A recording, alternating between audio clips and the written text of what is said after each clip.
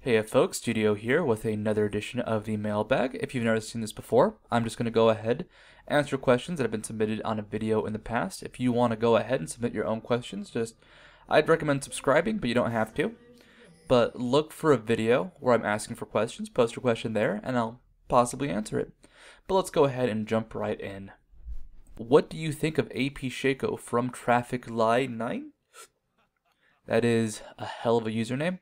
So, what do I think of AP Shaco? I just want to answer this. It is one of those things that is not as weak as it used to be. So, the problem before with AP Shaco was your main strength is funny laning, bush traps, and being really strong at baroning. So, your laning, you spam 2-ship poison, you might get a funny jack in the box. You're annoying, but you're not necessarily good. That still hasn't changed. The Shaco boxes, the traps, they're actually harder to put down now because there are a lot more wards in the map because there is no oracles to clear them out.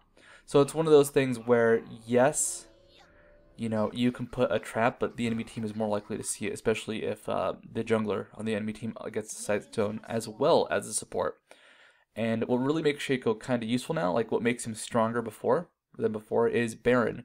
Most teams don't get an oracles, so if you can go ahead and just spam boxes around the Baron pit when you have a decent amount of AP, you make a possibility for a very safe Baron. A very if they engage on you, they die. You still have to watch out for the smite steals, but AP Shaco is still a funny gimmick that is really terrible, and I don't recommend it, but hey, it has some strengths. And that's kind of Season 3 in a lot of ways. There are things that are still not very good, but they have really cool and unique strength. That's kind of why I wanted to open with this question, because AP Shaco may not be super useful, but it's got a really niche role that it's going to take an Oracle to counter, and a lot of teams might not do that. You're still kind of relying on the enemy team being bad, but let's go into a bit more serious of a question. Next question comes from InnervisionGames. What is the most efficient way to practice last hitting? Well, that is a weird thing to kind of ask about because different people have different strengths and weaknesses when it comes to last hitting. So I'd say the most obvious weakness people tend to have is when you go mid laner as an AP, you don't have a lot of attack damage because you're running AP runes and all those fancy AP based masteries, and you might have at most +3 AD. Well, actually that mastery's gone now. So the mastery to do bonus damage to creeps is also gone. So you're just gonna have like your 50 to 55 base damage, and that's it. What you really have to do is kind of naturally get used to just knowing when the bar is low enough. Most characters have decent attack damage scaling. Characters like Orianna, for example, that don't usually have something to make up for it. Vladimir, for example, has terrible base AD, and it's a huge pain to last hit with him. But eventually you get so much wave clearing for free that it doesn't matter. If you put him mid lane, he will still last hit super well. So what you're looking for when you learn how to last hit is the attack animation. Some characters have faster attack animations. Warwick is a very good example of somebody with a slow attack animation. He has to raise his paw up and then kind of swipe it really slowly, and it takes forever. Which is why when you play Warwick top lane, it's very easy to miss CS early on because his attack animation kind of sucks. You're also looking for projectile speed. So someone like Morgana, her projectile is not very fast. Imagine this, it used to be slower. A character like Elise can be very, very misleading because you don't really see the projectile. So you may not get used to it, but you're looking just for key things, just the projectile speed, the attack animation itself, and the damage you're dealing. Now, of course, there are outside factors like minions hitting a target. So if there are 3 main range minions hitting something, it's going to be taking very consistent but relatively high damage. You have to look out for that. What I try and do is time my last hits to, hit between the second and third auto attack hitting from a minion.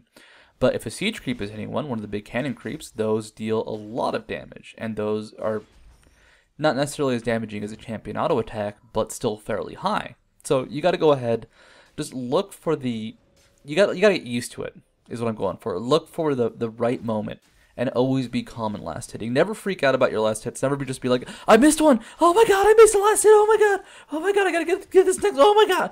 Because you're just gonna get your ass kicked and miss a bunch of last hits and feel really, really bad. This happens to a lot of people. You just gotta make sure you stay calm. If you have to give up a last hit, give it up. It gets more technical at that point. But it's all about just, getting comfortable, staying relaxed, and just finding that sweet spot with the HP bar and all of your timing to really get a last hit. For example, on Rumble has a terrible attack animation. and it doesn't have very high base AD, but, you know, give me, you know, 2 games, and I'll be getting last hits on every creep with Rumble just because I'm used to that timing, I'm used to the attack. Like, I stay relaxed. I might miss one every now and then or have to use Electro Harpoon, but it's not a huge deal. When it comes to last hitting in terms of just, like, dealing with harass, that's going to be a champion-to-champion matchup. Just remember that every time you go forward to last hit, you are sacrificing your auto attack. So if the enemy team harasses you, or the enemy champion harasses you with an auto attack themselves, you may not have a response for that. Alright. This next question comes from Sathis Gerard. I get flamed for picking Nami as a support, and apparently she sucks right now. I still win my games, but why is Nami considered a bad champion already? This is something to remember.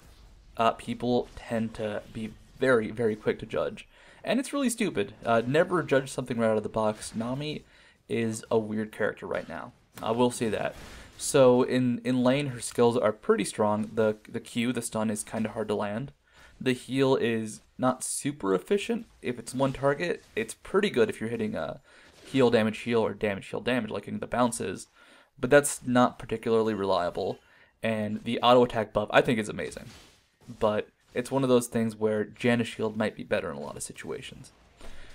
And her ultimate, it's a good CC, but I think what a lot of people want to use it for, which is that long-range initiation, it kind of sucks at because it's so slow. Like, it doesn't build up speed, it doesn't really reliably hit from long ranges, especially if the enemy has like a flash up or a speed boost or an arcane shift. It's super easy to get out of.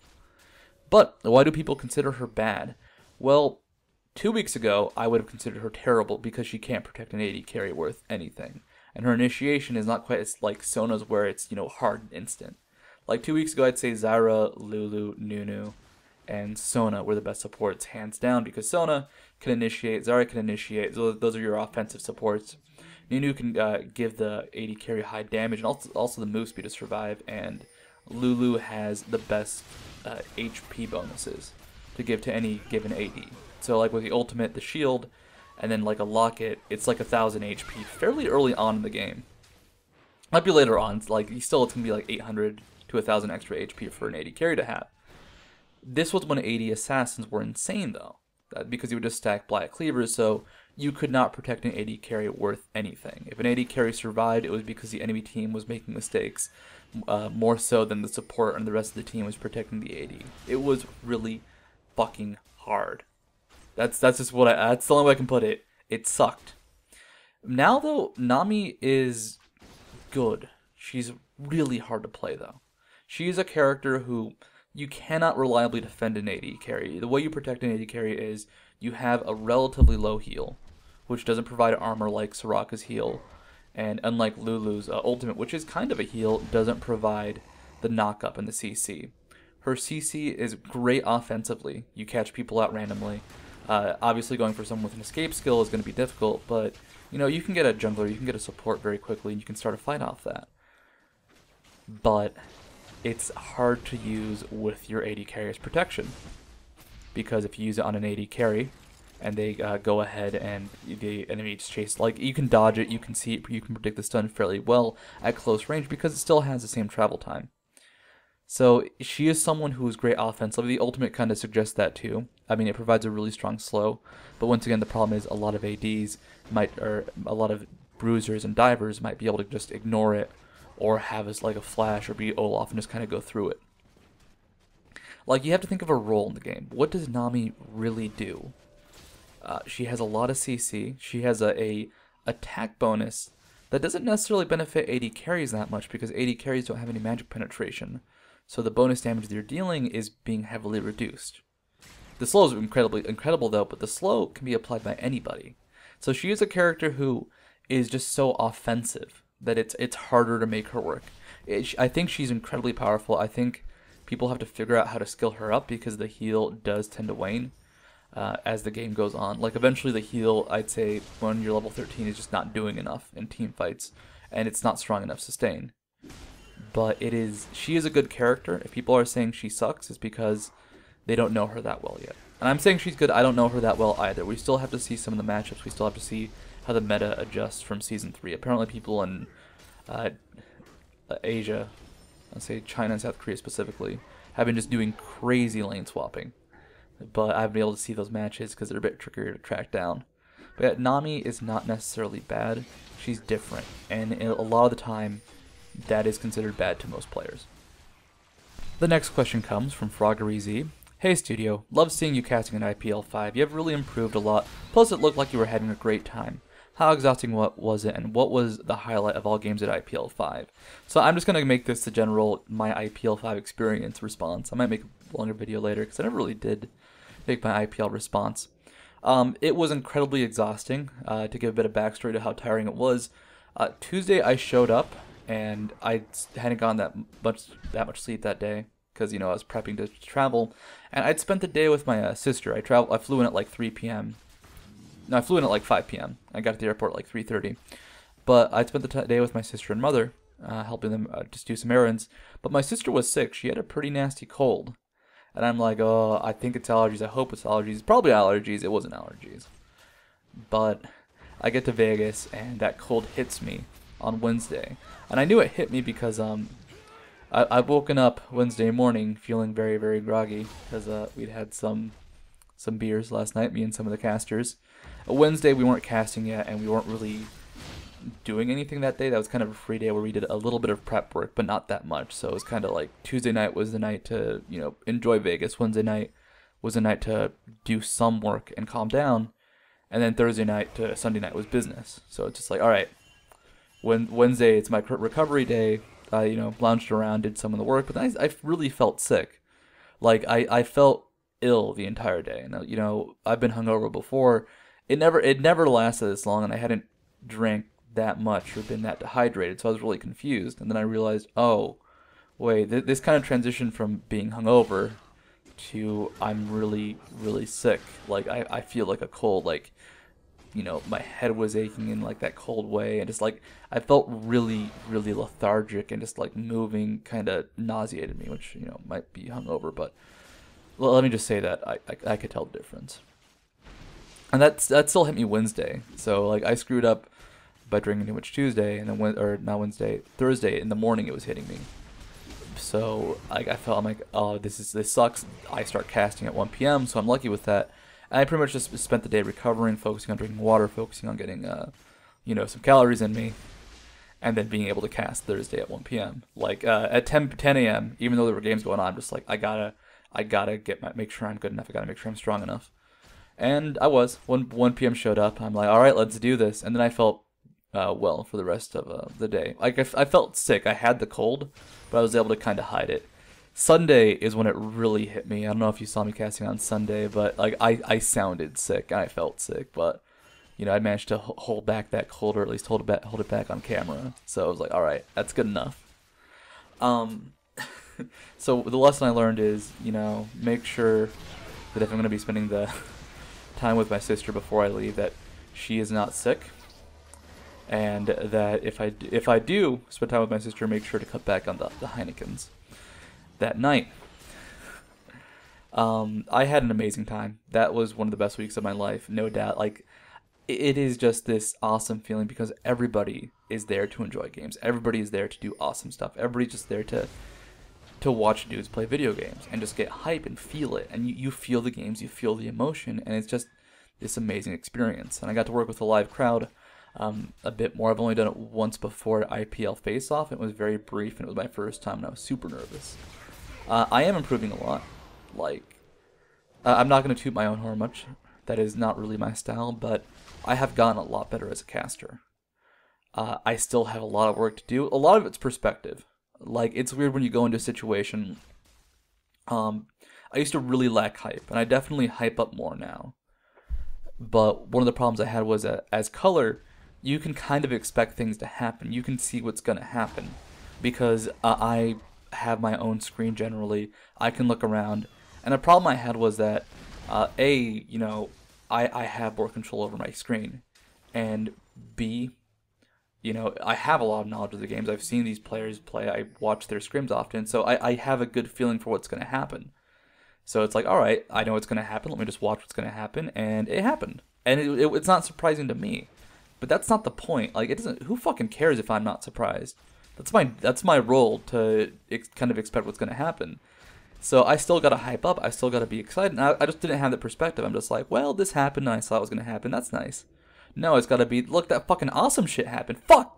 Tell people about it. Tell them in a manner that they care about, because holy fucking shit, that guy survived with like 40 HP. Even though you knew it was gonna happen, even though you saw the ignite ticking off, fuck, who cares? Just be happy, be excited. And that's kind of like what I've gone through. It's just like, toss back the prediction in that sense. Toss back that I know what's going to happen, because in a lot of cases, the color guy will know what's going to happen. It's not surprising, but that's because we have more control over what we see. What we really have to do is just hype the fuck up, because, yeah, be excited. Awesome shit's happening, and even if though you saw it coming and already had a chance to get excited again. It's awesome. The highlight for me of IPL 5 in terms of games, I got to cast so many amazing games, but there's one moment that really stuck out to me, because it was, you got to see the end of the game happen. You got to see, like, this is the last fight. Everybody knows this is the last fight. Whichever team wins the game, like, wins this fight, wins the game. Unless, like, it was like a double ace or something like that. It was CLG.NA versus CurseU. I want to say it was game 3 of winners. And there is the last team fight. CurseU pushes into CLG.NA's base. There, it's like the 50-minute mark. 2 inhibs are down, I think, and it doesn't matter. Even if the inhibs weren't down, CurseU could have finished that game really quickly. If CLG.NA hadn't won the fight, and then CLG.NA could have pushed back and beaten CurseU if they won the fight. And just like this moment where you see CurseU push into the base, CLG.NA was around the Baron pit, and they transition and they come in and they cut them off from behind. And the fight happens, and it's just like, this is the end of the game. Whoever wins this entire set. This is it. And I got to talk to HotshotGG after that, and he was just like the same thing. Like, we knew, like, holy shit, this is the moment. This is the set right here, right now. And it was so cool to, like, A, be able to experience it, and B, able to go ahead and just talk to one of the players afterwards and just watch them get hyped the fuck up. That was amazing. And, you know, I think I'm talking about IPL 5 some more later, but I'll go ahead and jump into another question. The next question comes from leonresevil 2. So what commentators really impressed me? This is a question that, like, I can give answers, and it's going to be like everybody. It's going to be like, oh yeah, it's like Demand, Joe Miller, Jet, Red Baron, Hat Person, everybody impresses me. And the truth is, everybody does impress me. Everybody's fucking awesome. But they impress me in different situations. So, a good example was Jet, Joe Miller, and Demand tricasting. That was really impressive, and that was Joe Miller and Demand being so knowledgeable about kind of how to set it up. They set up a really good system with Jet, and like you can kind of see it. Their idea was, all right, Joe Miller passes to Jet, Jet passes to Demand, Demand passes to Jet, Jet passes to Joe Miller. Like, it's just gonna be centric around Jet, because he's the guy who knows the stuff. He's the guy who's gonna play off their questions and the color commentary.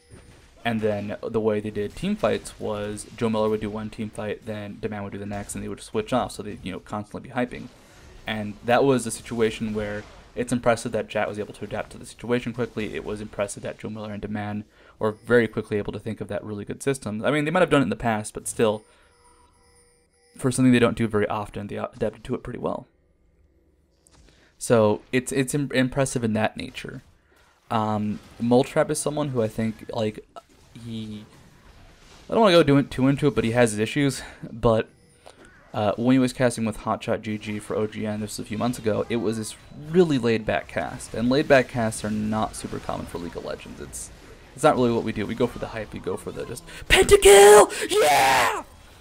So, going for that laid-back cast was weird to see, but it was really good. Like, it was just Moletrap and Hotshot being calm.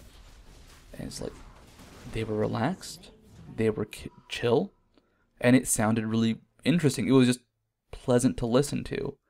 So it was weird to see that, but like, that is the moment to shine. And all the casters have their moments to shine.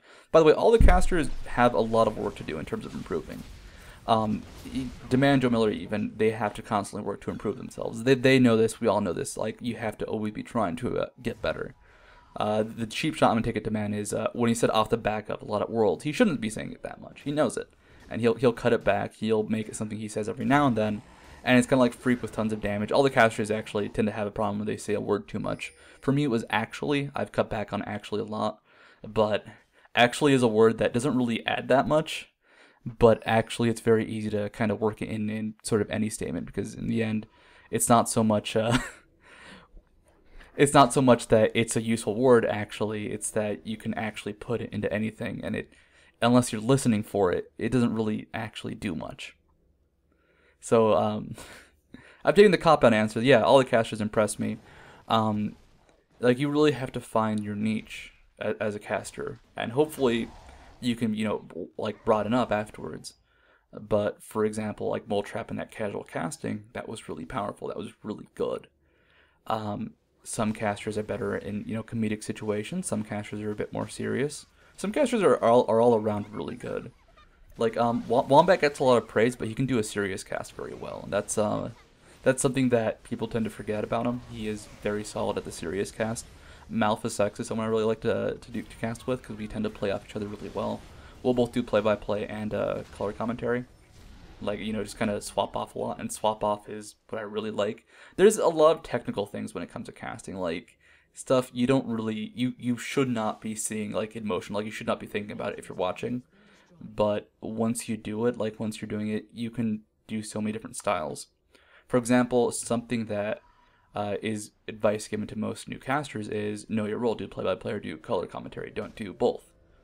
Then you reach this point where eventually you get good enough at color or good enough at play-by-play, and you can also start dipping into the other, and you can get these really cool casts going where you like play back and forth with the other guy. Like, let's say I'm casting a T5, I'm getting hype as hell, and then I might be able to just pass it to the other guy. He's already super hype, but he's got a different voice, so you're getting even hyper. It's like, ah!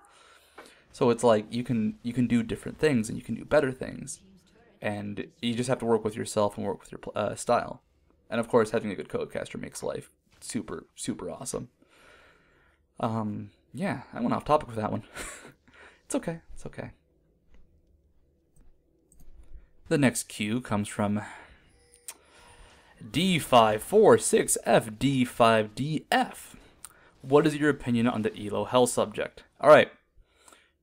There is a very kind of chaotic Elo, and this is going to be, well, right now it's like everything. With the new season, every Elo just blows. But there is a more chaotic part of the Elo system, and that's going to be the more common areas where people leave placement matches are kind of placed into everything. Placement matches are also chaotic because there is no ranking, like everybody's the same Elo, and they could be completely different. You could have the guy who's played 5,000 normal games and he's secretly the best player in the world, and you could have that guy who, well, he just hit level 30. He almost has a full rune page, but he decided to go ahead and just grind out those last bits of IP and rank instead of normals, which, it's fine. Do what you gotta do. But you might have some bad games. So because, there isn't a consistent, like, you don't know how good people are when they come out of placement matches, all the Elos around that are extra chaotic. Because sometimes, like, let's say you're a 1400 player, you're a decent player, you're not, the best in the world, you're above average, though. But you're in the 1400 bracket, you have a lot of people coming in from placement matches who, maybe they're like a 2000 player, but they got unlucky with their placement matches, maybe they're, like 900 and they got lucky with their placement matches, which can definitely happen. You're going to have this wide array of people in your games, and the problem is, it's not so much that they're stuck there, because those people will eventually transition to their Elo. It's that at 1400 you're getting people, you're getting all the people as they transition. So that guy who's like the best player in the world, but he got like 4 DCs every game as he was doing placement matches and still won some of the matches. He's gonna go ahead. He might be 1400. Then he'll eventually transition out of that Elo, or he should statistically. If you are the guy who's 1400, you're stuck there. You're getting all the guys that do that. You're getting all the guys who get there on accident, if they're good or not. So teams are really random, and if you really are just a 1400 player, you might lose a lot of games that you just really had no chance to win because of just random matchmaking. That is Elo Hell. That is like the worst area. But the thing is, that really applies to every Elo in a certain way. For example, placement matches, you can get placed at like 2k Elo. If you had a good season or had an okay season last season, you can get placed at like 900 if you were 1400 last season. So every Elo has people going all over the place. Sometimes they're good players, sometimes they're not so good players. The best time to really start doing placement matches would have been a few weeks after the rank system came out, because at that point all the rush of players, and especially like the higher elo players, have already left. So the matchups should be a little bit easier if you are a stronger player. If you're a weaker player and trying to rely on someone else, then earlier on would have been better. But it's crazy in general. So is there an Elo Hell? Kinda. There's an area where it's a lot more chaotic, but all the Elos are Elo Hell. All the Elos have Leavers, DCs, Ragers, people who hate you for taking the last hit, people who hate you for taking a kill. Everybody in every Elo is an asshole. Like, that's just how it works. If you ever watch a pro player stream and watch their dialogue, sometimes they're nice, but sometimes they're just huge jackasses for no reason. And like, I'm not calling them out. It's a frustrating situation, and it's very, very easy to take it out on the rest of your team. It's very easy just to be like, oh, this guy ruined my game. But really, it's ranked. It's League of Legends. It's a game. Have fun. Have fun in your game. Enjoy it. Yeah.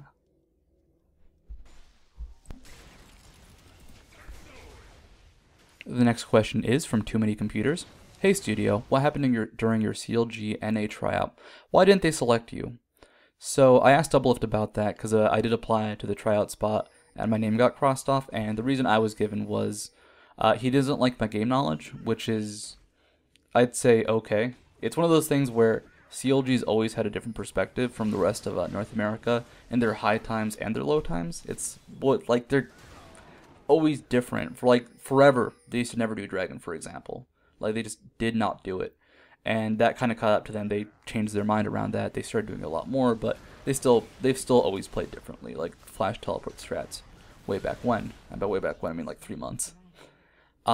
So I can understand that, and it's one of those things where if he doesn't like how I think, then I probably won't like how he thinks. And like, I watched some of his stream. He's a lot more focused on the AD carry rather than the team. Like, one of the statements he made was that the support should always be with the AD. That's something that I don't think is necessarily true. A roaming support can do a lot more across the map, but like CLG has definitely used Doublelift as a main part of their strategies. So it's like, he doesn't like how I think. I do not like how he thinks very well. Probably not a good match. This was kind of the case with a lot of the more known supports, like Lemon God from Meat Playground had his name crossed out without playing a game. It's just like Doublelift had seen him before, like just playing in tournaments, and did not like him, or did not think he was good as Yutwin, I think was their litmus test. So it's one of those things where kind of sucks, but it's also not a big loss, and most likely for the better. But if you've watched the tryouts, I don't know. The tryouts have been really weird. You can tell that he really wanted to go with either Yut or Aframu very quickly into the tryout session. But I don't know. Don't know much about the CLG, like who's going to be the official support yet. I think they're still kind of undecided on it. Fear getting into Season 3 might be a big factor as well. So we'll see how that goes. And as this game ends, so does this video. So just, if you like the mailbag, keep on the lookout. I'm going to post another video soon asking for more questions. I really like doing these. They're really fun. The 24-hour stream, I want to say December 28th is going to be the day. Cannot say for sure. At the moment, I need to try and get wired internet. I'm on wireless. I can stream off of it. It just sucks. But everything else is more or less set up, so I will be doing it in December.